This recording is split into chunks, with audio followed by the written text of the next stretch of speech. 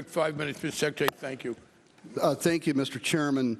Mr. Secretary, you would agree that the Fed's authority to govern mortgage instruments and to govern the documents that would be necessary to prove the income of an individual applicant are extremely important powers.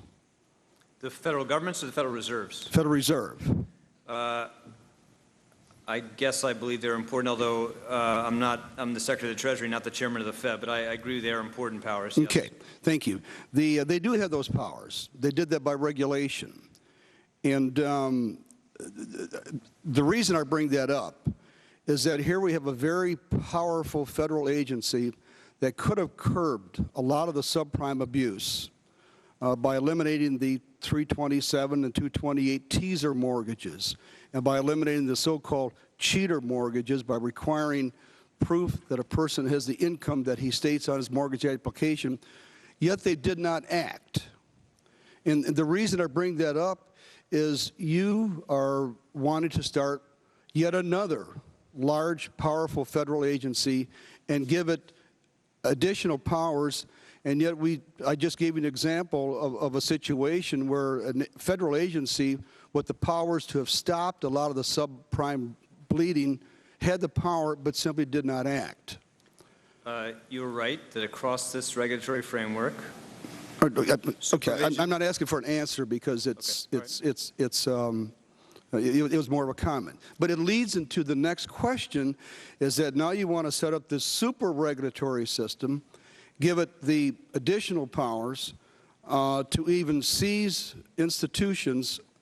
My question to you is how many entities or companies can you envision having to be at in a position where they could be seized because of their size?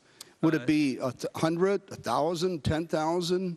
Do you have any idea? No answer. I have no answer to that question, again, because as we laid out in the suggestion, the Congress would have to establish broad standards that would describe what type of institute would pose these type of risks. Right. But you're talking about generally all insurance companies, all large insurance companies. Well, no, again, what we're trying to do is to make sure that those largest institutions, or those that are so connected or pose grave risks, are subject to a framework which protects the economy from those risks. Right. So you're going to have to go through company by company to see if they're important enough as to whether or not they should they could be seized, because you want to set their executive compensation, so you've already got your eyes on them. Congressman, we have to do better. The system we have today does not work. I understand that, but what I'm trying to ask you is how many new companies would be involved in this? How intimate would be the relationship? It's so intimate that you're going to determine what the executive compensation is. So I would think that before you came out with this plan, you would have some idea of the number of companies that would be subject to this new regulation.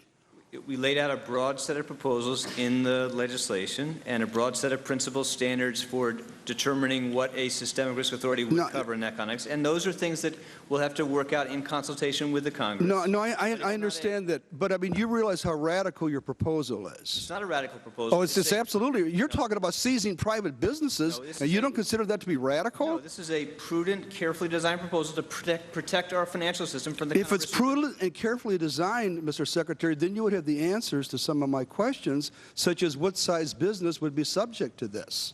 I'm not giving you a hard time because I appreciate the fact that you came out with a guideline, with a framework, and it's a discussion framework, and those are good points on that. I'm just raising the concern that so many people in America have because of more intrusion.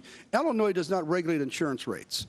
We are terrified that the federal government will get involved and so mess up Illinois insurance that we will have to go with some grand scheme, perhaps a worldwide, as to what the insurance rate should be.